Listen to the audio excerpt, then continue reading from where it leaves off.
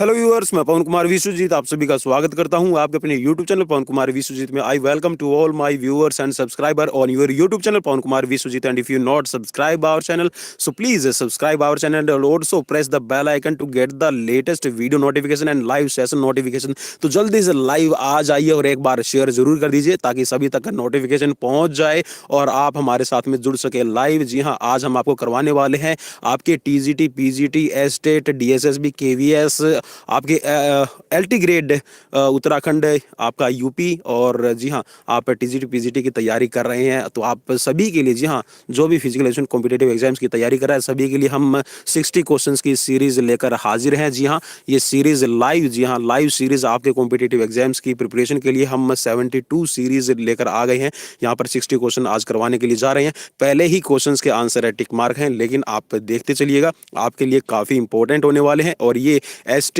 के अंदर आए हुए, जी हाँ, एस्टेट 2012 में रिपीटेड आपके क्वेश्चन है, तो जल्दी से जल्दी देख लीजिएगा। वसा के इमल्शन का कार्य करता है। जी हाँ, वसा के इमल्शन का मतलब है कि वसा को जो डाइजेस्ट करने का काम है या फिर वसा का जो पाचन है वो कौन करता है। तो यहाँ पर 4 ऑप्शंस आपकी स्क्रीन पर दिए गए हैं: जठर रस, अग्नाशय रस, लार या फिर पित्त रस। तो यहाँ पर पित्त रस आपका जो ऑप्शन है राइट हो जाएगा। नेक्स्ट क्वेश्चन, शरीर में जल की कमी होना डिहाइड्रेशन किसकी कमी से होता है। तो यहाँ पर 4 ऑप्शंस जो दिए गए हैं इनमें से आपका जो सोडियम है, जी हाँ, नमक की कमी अगर आपके शरीर में हो जाती है तो आपको डिहाइड्रेशन की प्रॉब्लम हो जाएगी। जी हाँ, डिहाइड्रेशन का मतलब ये है कि आपके शरीर में पानी की कमी का होना, ठीक है। और वैसे अगर हम डिहाइड्रेशन देखें तो अननोन रीज़न होते हैं। हो सकता है मे बी आपको प्रॉपर पानी की मात्रा ना मिल रही हो, पसीना ज़्यादा बनता है, ठीक है, तो आपको इनकी वजह से बन सकता है, ठीक है। नेक्स्ट क्वेश्चन की तरफ लेकर चलता हूँ। नेक्स्ट क्वेश्चन है, बिलियर्ड्स टेबल में कितनी टांगे होती है। ठीक है, बिलियर्ड्स की जो टेबल होती है इसमें आपकी 8 टांगे रहती हैं, ठीक है। ऑप्शन नंबर 94 की तरफ चलते हैं। क्वेश्चन नंबर 94 है, जैन धर्म को मानने वाले लोग किस खेल के शौकीन। तो जैन धर्म को मानने वाले लोग हैं वो कुश्ती के शौकीन थे। ऑप्शन ए राइट हो जाएगा। नेक्स्ट क्वेश्चन की तरफ लेकर चलते हैं। नेक्स्ट क्वेश्चन है, डायरिया किसके द्वारा होता है। तो डायरिया जो फैलता है वो वायरस के द्वारा फैलता है। ऑप्शन ए राइट हो जाएगा। नेक्स्ट क्वेश्चन है, लंबी कूद के लिए धावक को कितने मौके दिए जाते हैं। तो लंबी कूद में धावक को 3 मौके दिए जाते हैं। चलिए भाई, अब यहाँ पर थोड़ा सा रूल की बात कर लें। देखिए, अगर 8 से ज्यादा कैंडिडेट्स हैं, अगर वहां पर प्लेयर की बात करें, ठीक है, जो खिलाड़ी हैं, ठीक है, if the number of player more than 8, तो आपको 3 चांस मिलते हैं और उन 3 में से फिर आपके बेस्ट 8, ठीक है, यहां पर मैं भी लिख रहा हूं भाई, ठीक है, बेस्ट 8 का सिलेक्शन किया जाएगा। बेस्ट 8 आपके खिलाड़ी निकाले जाएंगे। पहले जो आपके जितने भी खिलाड़ी हैं उनमें से 3 चांस दिए जाएंगे। फिर आपके, जी हाँ, आपके 3 चांस देने के बाद में आपको फिर बेस्ट 8 का सिलेक्शन करना पड़ता है। और अगर 8 खिलाड़ी हैं तो भी आपके 6 चांस दिए जाते हैं। नॉर्मल लैंग्वेज में अगर कहने में आ गया है तो यहाँ पर लंबी कूद के लिए धावक, धावक ही वैसे क्वेश्चन में गलत लिखा हुआ है, ठीक है। लंबी कूद के धावक का नहीं कहा जाएगा यहाँ पर, ठीक है। जो लंबी कूद के लॉन्ग जंपर होते हैं, ठीक है, उनको। तो यहाँ पर 3 मौके दिए जाते हैं लेकिन टोटल हाथ होते हैं आपके 6, ठीक है। आई थिंक आपको सेटिस्फैक्टरी आंसर मिल गया होगा इस क्वेश्चन का। नेक्स्ट क्वेश्चन है, हैमस्ट्रिंग्स और पीठ की लोच को किस प्रकार मापा जाता है। हैमस्ट्रिंग्स, जी हाँ, आपकी जो हैमस्ट्रिंग मसल्स होती है जो आपकी हिप से नीचे की तरफ आपकी घुटने तक जो जाती है, ठीक है, हैमस्ट्रिंग मसल्स। तो हैमस्ट्रिंग मसल्स और आपकी जो पीठ की लचक है उसको मापने के लिए, फ्लेक्सिबिलिटी को मापने के लिए क्या किया जाता है। तो ये होता है आपका सिट एंड रीच टेस्ट, ठीक है। बैंड एंड रीच टेस्ट भी आप इसको कह सकते हैं, बैंड एंड रीच भी और सिट एंड रीच, तो 2 टेस्ट होते हैं इसको मापने के लिए। तो ऑप्शन ए यहां पर राइट हो जाएगा। नेक्स्ट क्वेश्चन है, सीखने की आवश्यकता है। तो सीखने की आवश्यकता किसके लिए है, वो है बालक का पूर्ण व्यक्तित्व, ठीक है। बालक के पूर्ण व्यक्तित्व को सीखने की आवश्यकता रहती है। ऑप्शन सी राइट हो जाएगा।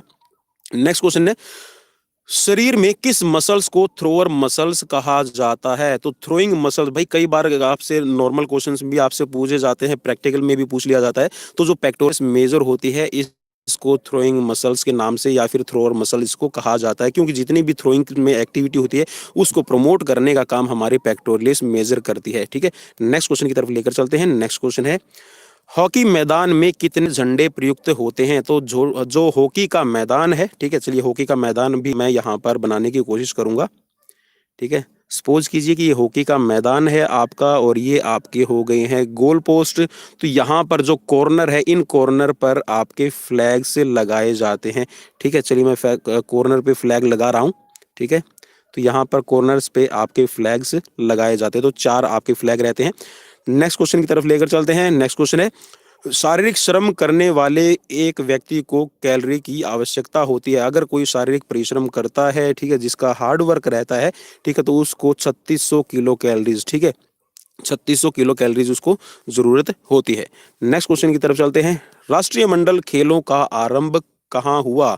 तो राष्ट्रीय मंडल खेल हैं, इनका आरंभ जी हाँ 1930 में आपके हैमिल्टन कनाडा में हुआ था। ऑप्शन ए राइट हो जाएगा। नेक्स्ट क्वेश्चन है, झूठा अंक किसका हिस्सा है?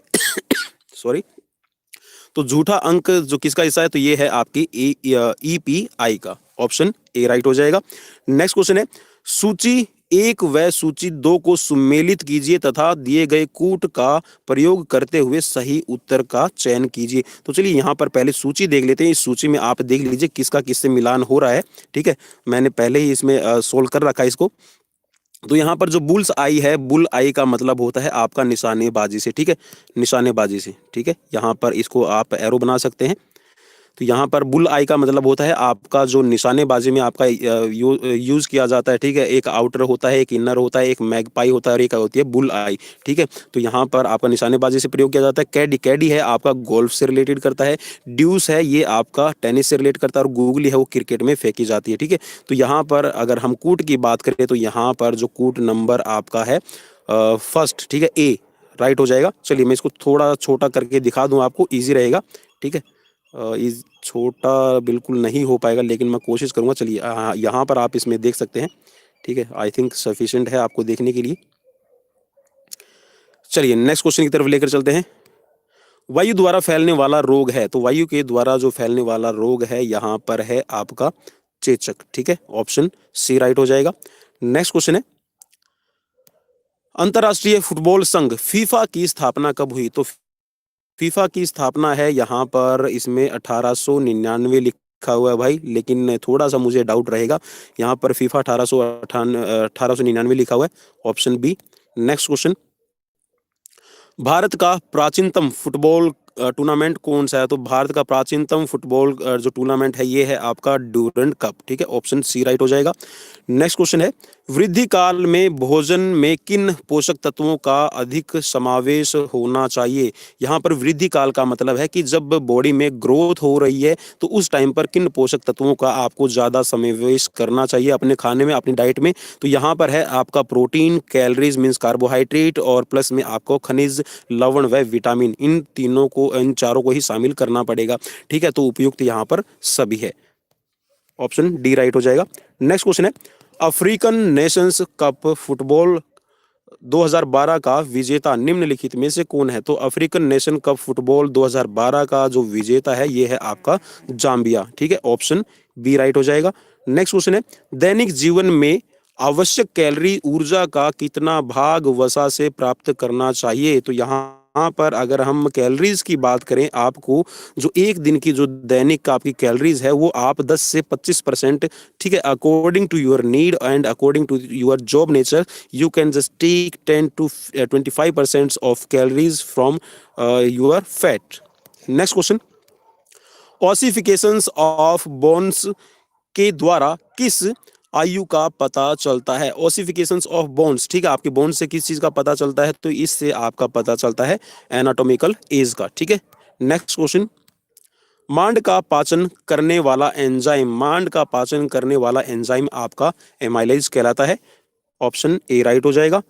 किस क्रिया में कार्बन डाइऑक्साइड निकलती है? तो श्वसन की क्रिया में आपकी कार्बन डाइऑक्साइड गैस जो है वो आपकी उत्सर्जित की जाती है और उसको जी हाँ रेस्पिरेटरी सिस्टम के थ्रू बाहर शरीर से निकाल दिया जाता है। ऑप्शन ए राइट हो जाएगा।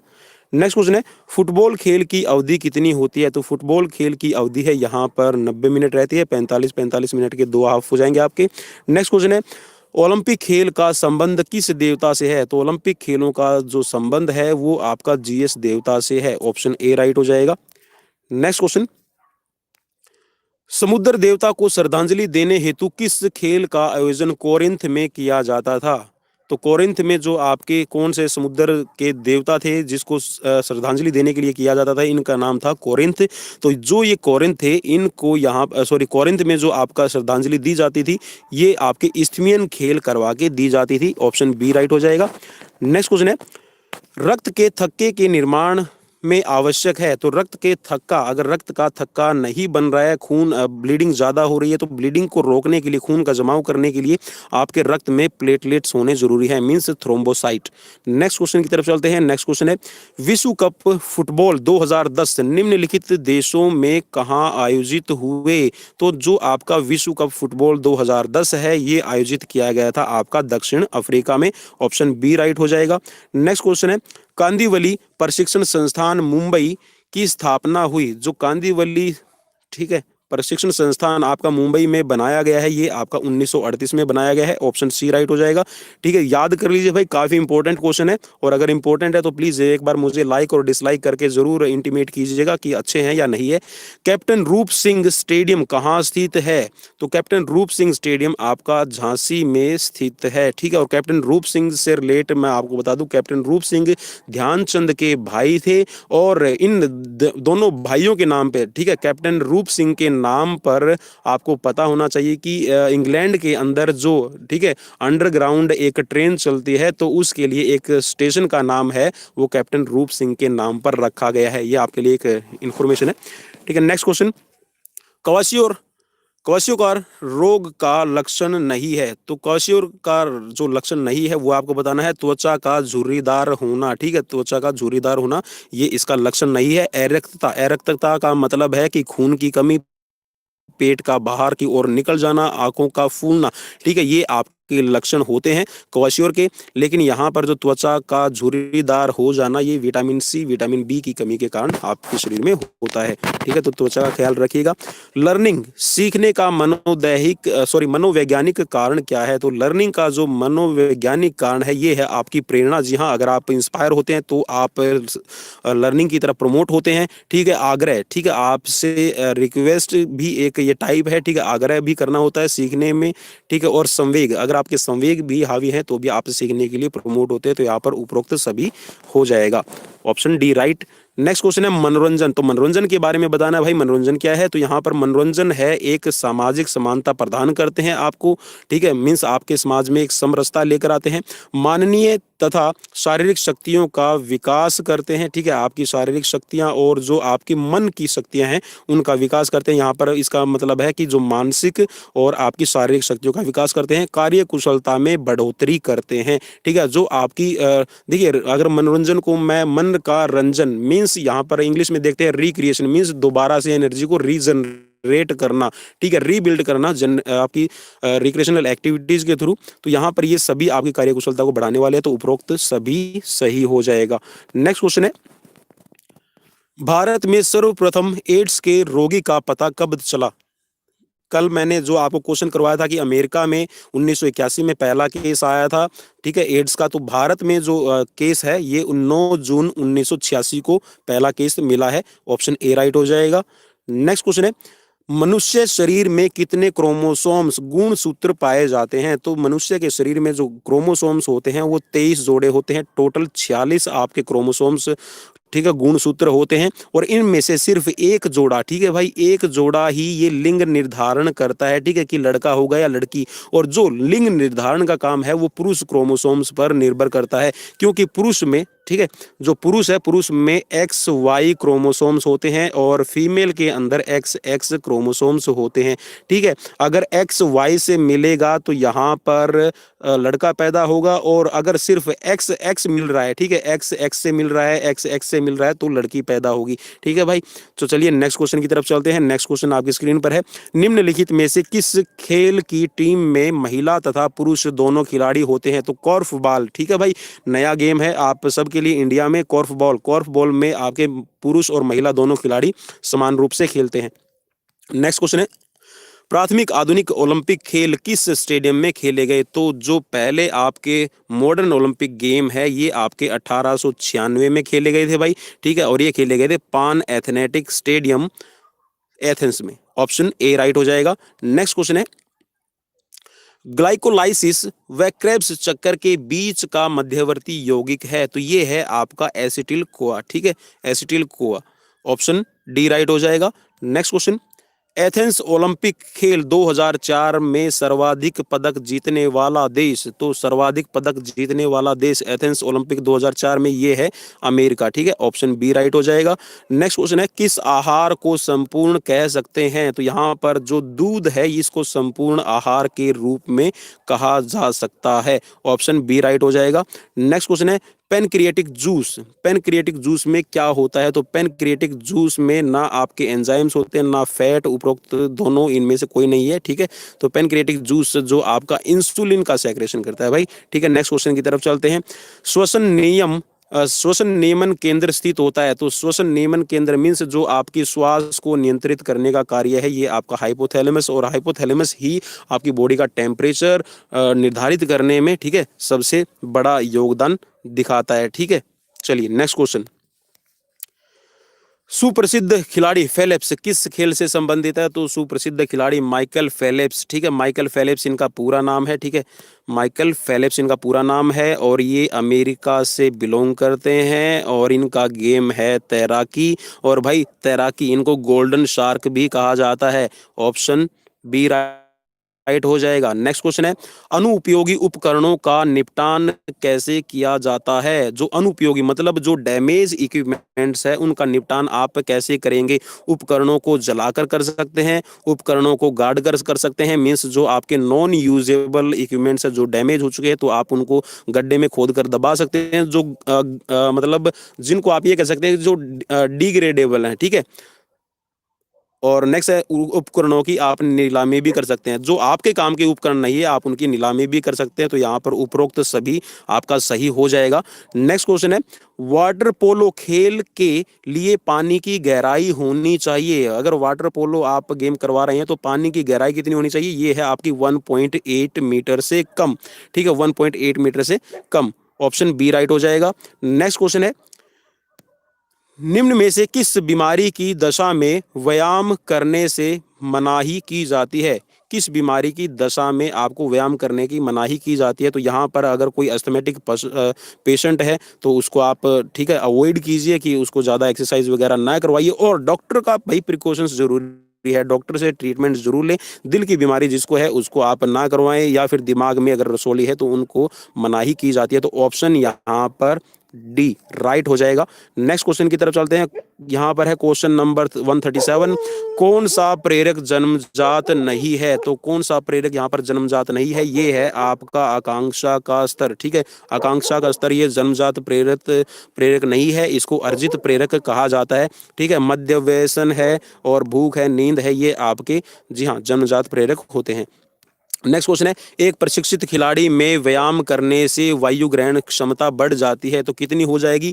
ये आपकी हो जाएगी 5 से 6 लीटर, ठीक है, एक प्रशिक्षित खिलाड़ी के व्यायाम करने से वायु ग्रहण क्षमता, ठीक है, 5 से 6 लीटर तक हो जाती है, ठीक है भाई। नेक्स्ट क्वेश्चन है आपकी स्क्रीन पर, प्राचीन ग्रीस में धनुर्विद्या देने वाले शिक्षक कहलाते थे? जो आपके धनुर्विद्या आर्चरी की जो नॉलेज देते थे, शिक्षा देते थे, उसको कहा जाता था टोक्सोटेस, ठीक है, टोक्सोटेस इनको कहा जाता था, ऑप्शन बी राइट हो जाएगा। नेक्स्ट क्वेश्चन है, हृदय श्वसन क्षमता किससे संबंधित है? तो हृदय श्वसन क्षमता ये है आपकी सामान्य शारीरिक सहन शक्ति से, ठीक है, कार्डियोवैस्कुलर कैपेसिटी। नेक्स्ट क्वेश्चन है, कोशिका का शक्ति केंद्र है? तो कोशिका का जो शक्ति केंद्र है ऊर्जा भंडार, ठीक है, ऊर्जा स्रोत है, ये आपका माइटोकॉन्ड्रिया, और इसको श्वसन संस्थान भी कहा जाता है आपके कोशिका का, ठीक है, और ऊर्जा का उत्पादन, पावर हाउस ऑफ सेल।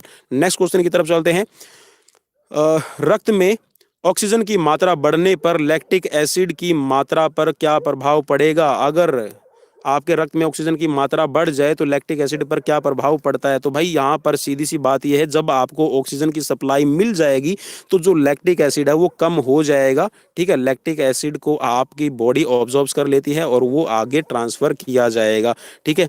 ये घट जाएगी। नेक्स्ट क्वेश्चन है, शरीर में कुल भार का कितना प्रतिशत जल होता है? तो यहाँ पर भाई जो जल की मात्रा है, यहाँ पर देखिए इन तीनों में आपकी रिलाई रहेगी, ठीक है, 60 से 70% रहता है, ठीक है।